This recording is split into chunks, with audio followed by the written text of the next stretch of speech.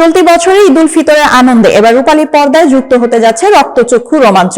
দেশের আলোচিত অভিনেতা সিয়াম আহমেদ অভিনীত নতুন সিনেমা রাক্ষস মুক্তির আগেই দর্শকের মন কাঁপিয়ে দিয়েছে।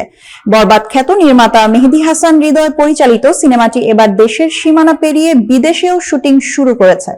শ্রীলঙ্কার উদ্দেশ্যে উড়াল দিয়েছে রাক্ষস টিম, যেখানে সিয়ামের সঙ্গে যোগ দিয়েছেন পশ্চিমবঙ্গের জনপ্রিয় অভিনেত্রী সুস্মিতা চ্যাটার্জি।